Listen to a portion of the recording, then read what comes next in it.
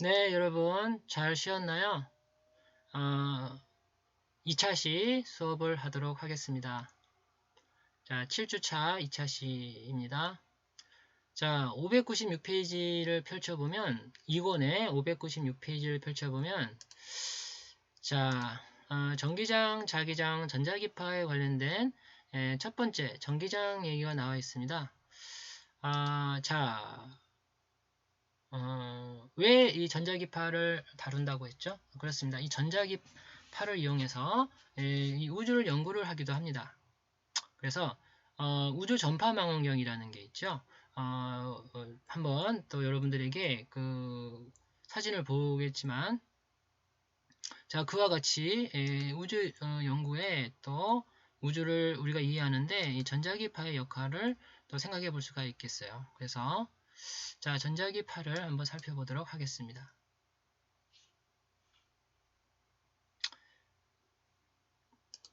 자, 자, 전기장을 펼쳐볼게요.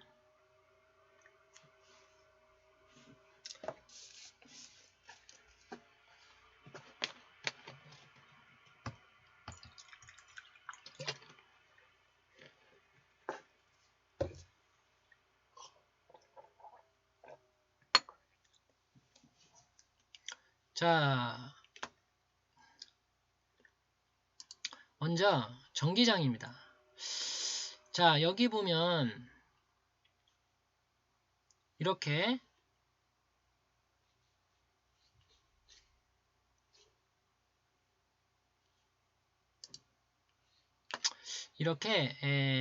대전된 그 화면이 보입니다. 사진이 보입니다.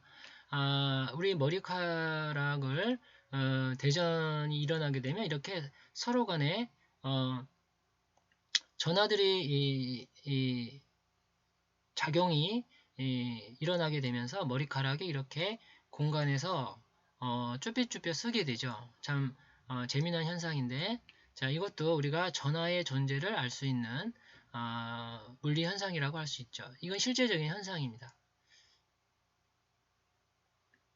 자, 그러면 먼저 전하라는 것을 여러분들에게 얘기를 해야겠죠. 자, 전하는 전기 현상을 일으키는 물질입니다. 그래서 이 두 가지가 있는데 하나는 양전하와 음전하가 있습니다. 자, 여러분들에게 먼저 얘기할 것은, 자, 전하는 전기 현상을 일으키는 물질인데 두 가지가 있다는 거죠. 하나는 양전하가 있고요. 자, 이것은 기호를 플러스를 씁니다. 자, 그리고 또 하나는 음전하가 있습니다. 이것은 기호를 마이너스를 씁니다. 두 가지 전하가 있다. 그래서 이 두 가지 전하가 만들어내는 현상이라고 할 수가 있습니다.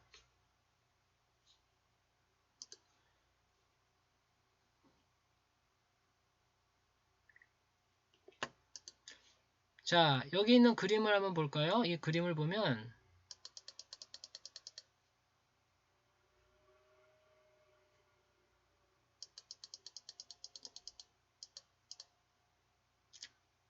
자, 이렇게 명주천에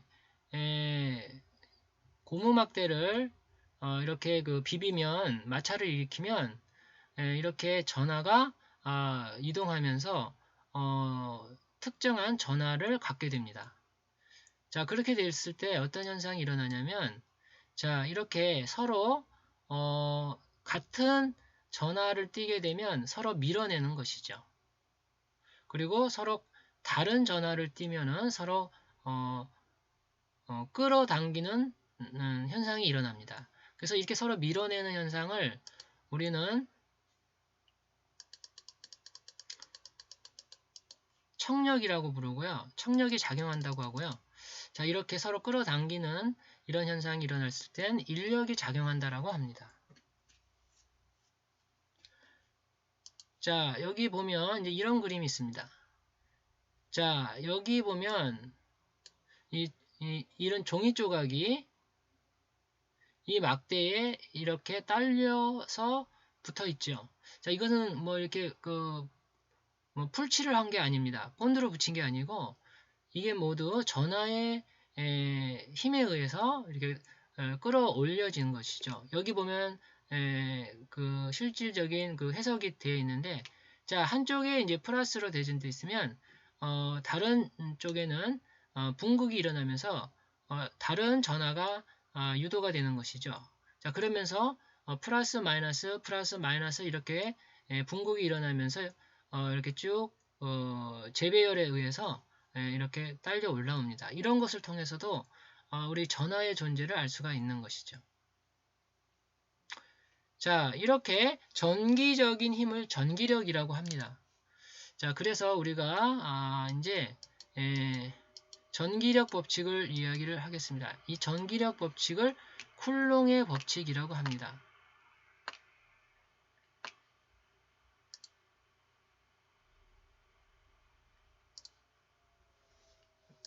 자, 전기력 법칙이 있는데요. 이것이 바로 쿨롱의 법칙이다 라고 알아두면 되겠습니다. 자, 그러면 이것을 수식적으로는 어떻게 표현하느냐? 자, 이렇게 씁니다. 자, 이것이 무엇이냐면 쿨롱의 법칙인데요. 자, 만유인력과 유사한 형태를 갖고 있어요. 그래서 거리에 반비례하고요. 거리 제곱에 반비례하고요. 질량은 여기서는 전하량으로 바꿨어요. 그래서 전하량에 비례합니다. 전하량이 많을수록 전기력이 강해지죠. 자, 여기에는 만유인력 상수 대신에 전기력 상수인 쿨롱 상수가 쓰입니다. 이 쿨롱 상수는 참고로 봐두세요. 외울 건 없습니다. 자, 여기 보이는 이 사진의 인물이 쿨롱이고요. 프랑스 과학자, 물리학자라고 합니다. 자, 여기서 이 전자의 전하량이 있는데요. 혹은 양성자의 전하량이라고도 하고요.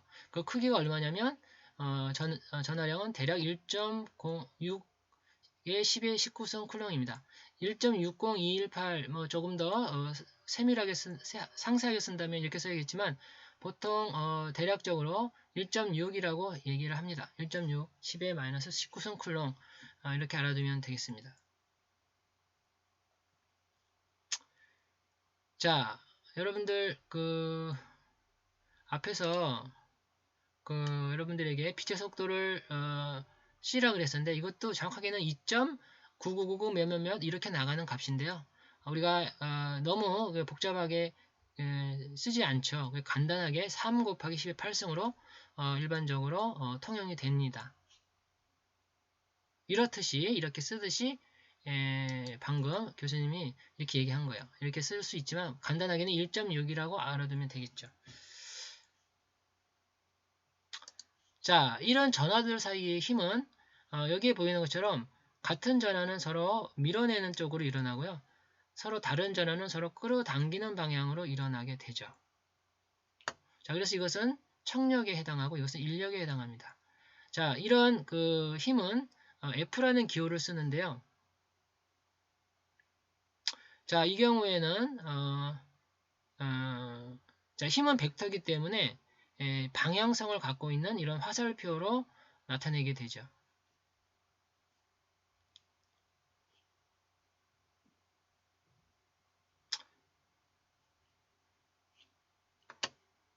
자, 한번 정리해서 써볼까요?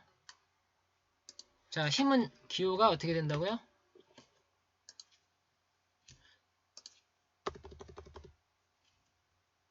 자, 힘은 여기서의 힘은 자, 여기서의 힘은 전기력이고요.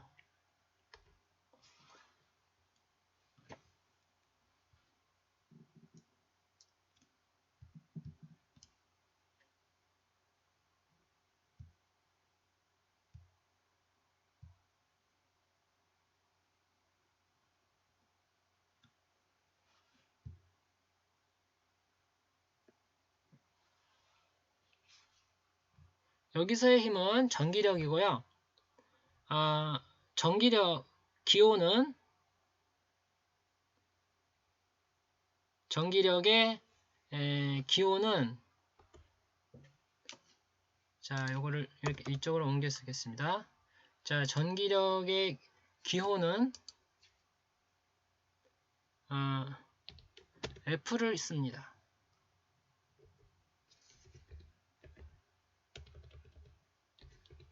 왜냐하면 전기력도 힘이기 때문이죠.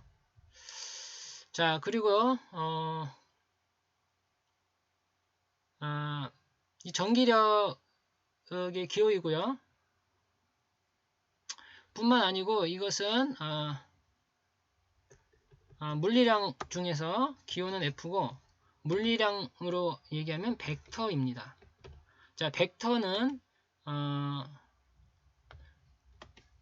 크기도 가지고 있고 방향도 가지고 있는 물리량입니다. 자, 이것은 여러분 고등학교 때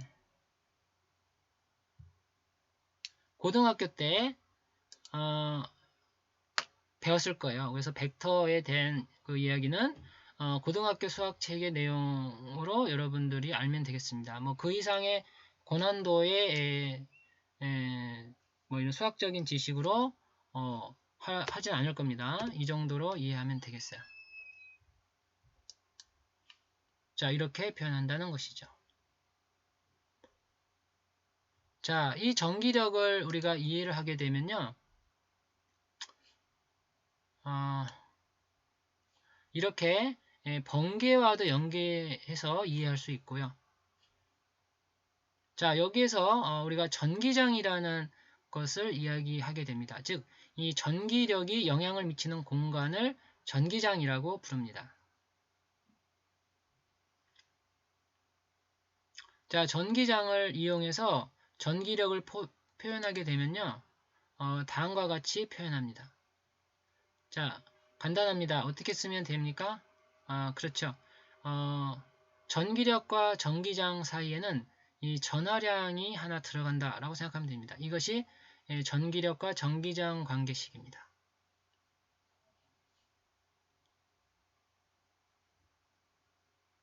자, 지금 교수님이 식을 보여주고 있는데 여러분들이 알아야 될 식이 지금 두 가지가 생겼죠. 하나는 쿨롱의 법칙이란 전기력식이 있고요. 자, 이것을 또 다르게 좀 표현한 전기장과의 관계성으로 표현한 이 식이죠. 자, 그러면 쿨롱의 법칙에 의해서 이 아래에 있는 전기력을 전기장의 표현으로 바꿔주면 자, 이런 표현으로 쓸 수가 있다는 걸 알 수가 있죠. 여기 그 벡터는 단위 벡터라고 부릅니다. 그래서 이것은 크기가 1인 벡터이기 때문에 방향성만을 표현해주는 그런 벡터라고 할 수 있어요. 크기가 1이기 때문에 실질적으로 방정식에 영향을 주진 않습니다. 이것이 근간적인 식이 되는 것이죠. 자, 예제 문제가 몇 개가 있죠. 방금 정의식을 적용한 풀이를 보면서 여러분들 고등학교 수학으로 이해할 수가 있습니다. 자, 이것도 마찬가지죠. 자, 전기장도 벡터라는 것을 잊지 마세요. 왜냐하면 전기장은 전기력과 연결성을 갖고 있기 때문에 벡터입니다.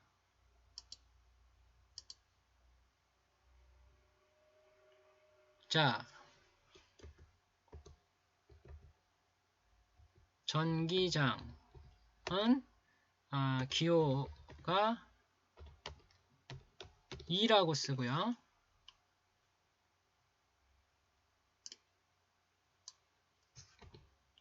역시 벡터입니다.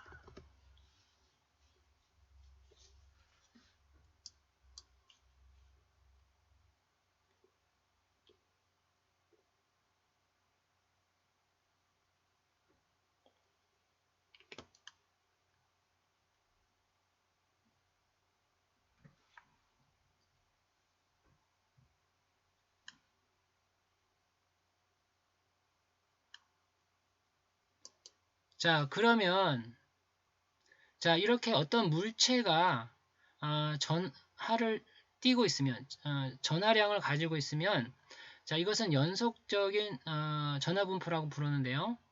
자, 연속적인 전하 분포라는 이 제목이 있는데 이것은 어떤 물체가 가지는 전기장입니다. 자, 물체가 전하를 띠고 있을 때는 여기에서 어떤 그 특정한 위치에서 전기장은 이렇게 전체 전하량의 합으로 표현해야 된다는 얘기입니다. 그래서 이것을 수학에서는 극한을 하는 적분으로 보게 됩니다. 그래서 이게 적분이고요. 앞에서 얘기했던 전기장에 적분을 추가했다라고 생각하면 되겠죠. 자, 그리고 여기에는 밀도 개념이 들어오는데요. 자, 우리가 알고 있는 밀도란 단위 부피당 질량이죠. 우리가 전하를 다루는 이 전기장 문제에서는 이것을 그 단위 부피당 질량으로 하지 않고 전하량으로 한다는 점만 다릅니다. 그래서 여기서 우리가 다루는 대상이 질량에서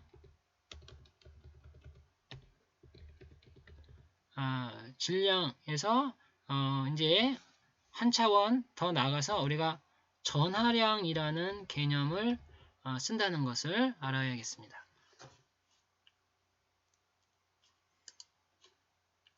자, 이것이 Q라고 쓴 것이 전하량을 뜻합니다. 그래서 이것을 특별히 전하로 표현한 밀도라고 그래서 전하 밀도라고 하고요. 자, 물체의 모양에 따라 막대형에서는 선형 전하 밀도, 즉 선 전하 밀도라고 하고요. 자, 그 모양이 평판이나 이렇게 그 평평한 물체의 경우에는 면형 전하 밀도라고 합니다. 자, 그리스 문자를 쓰는데요. 선 전하 밀도의 경우에는 람다라는 기호를 쓰고요. 면 전하 밀도의 경우에는 시그마라는 기호로 씁니다. 그리고 부피 대신에 선 전하일 때는 길이 L을 쓰고요. 면 전하일 때는 면적 A를 씁니다.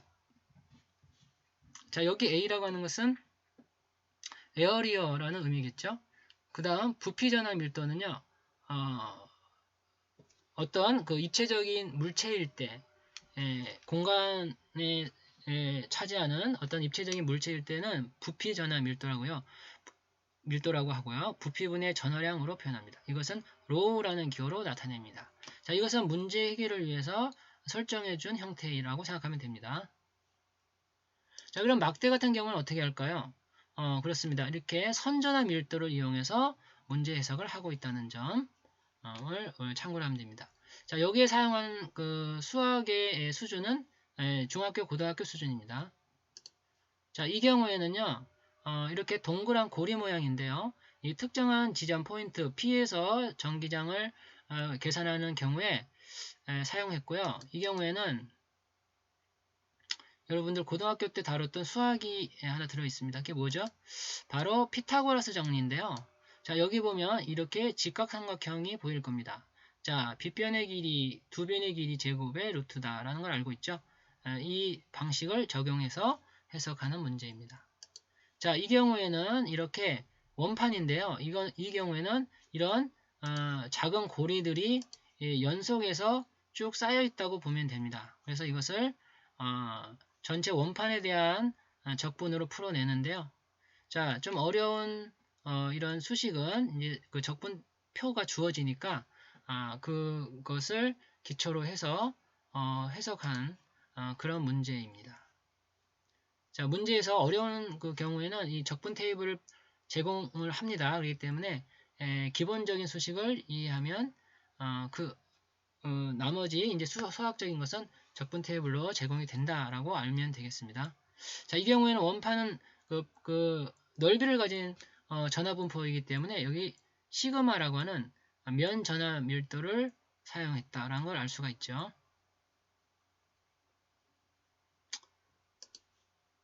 자, 그 다음은 좀 쉬어가는 시간인데요.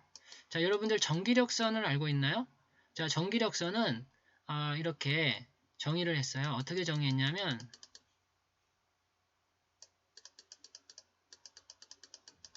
자, 이렇게 플러스 전하에서는 전기력선은 나가는 화살표로 나타냅니다. 그리고 마이너스 전하는 이 전기력선은 들어오는 화살표로 표현한다 라는 것입니다. 그럼 이거 두 개를 합해서 표현하면 어떻게 됩니까? 자, 이렇게 표현합니다. 이렇게 플러스에서 나가고 마이너스로 수렴한다 라는 형태로 전기력선이 만들어진다는 것이죠. 자, 오른편에 있는 그림은 실제적으로 예를 들어준 거죠.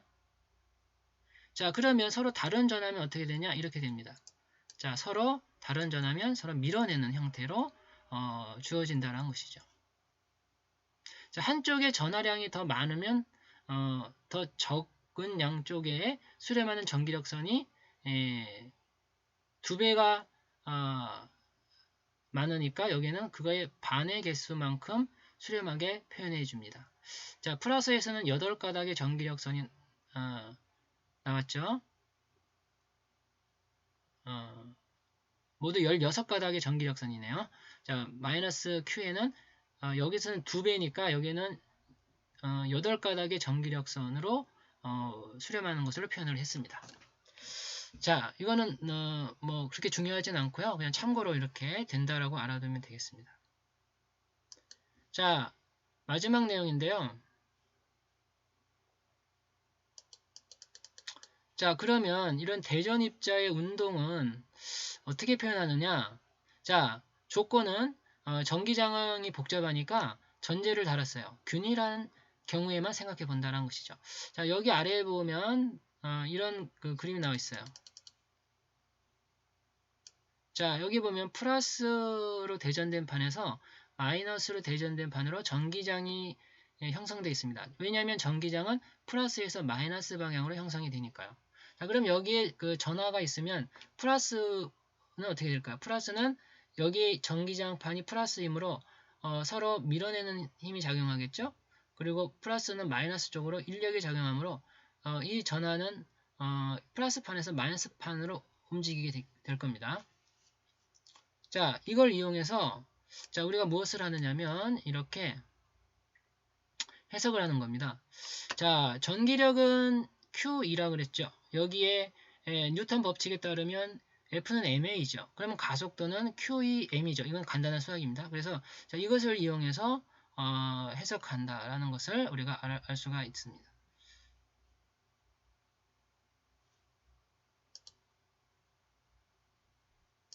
자, 그래서 여기서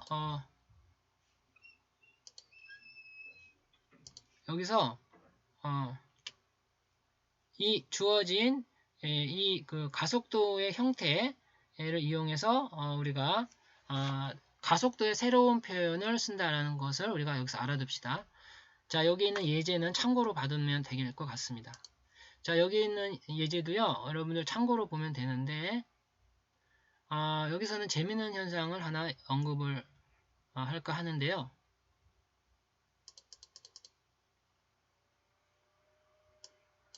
자, 이 그림을 보면, 자, 마치 포물선의 궤적으로 보여지죠?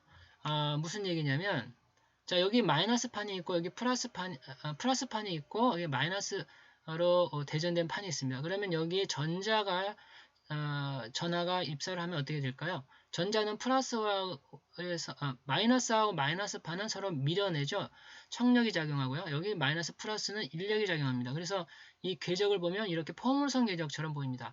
마치 이것은 우리가 공을 던졌을 때 중력에 의해서 공이 휘어지는 것하고 비슷합니다. 그래서 이 전기장과 중력장의 개념을 유사한 개념으로 여러분이 이해하면 됩니다. 중력장은 뭡니까? 중력이 영향을 미치는 공간이라면 전기장은 전기력이 영향을 미치는 공간입니다. 자, 하나 알아둡시다. 자,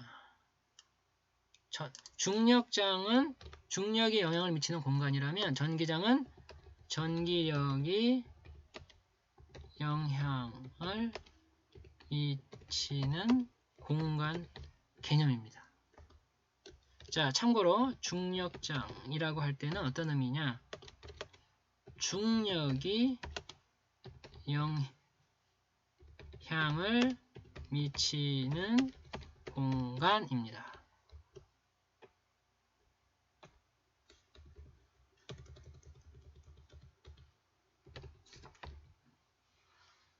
자, 비슷한 개념이죠?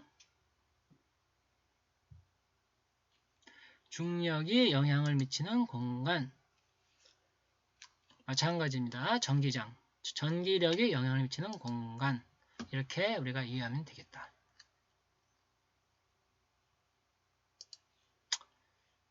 자, 그래서 우리가 여기서 이제 이야기한 것은 전기장과 중력의 개념을 여러분들에게 소개했습니다. 자, 다시 한번 짚어볼게요. 자, 전기력 법칙이 뭐라고요? 바로 쿨롱의 법칙입니다.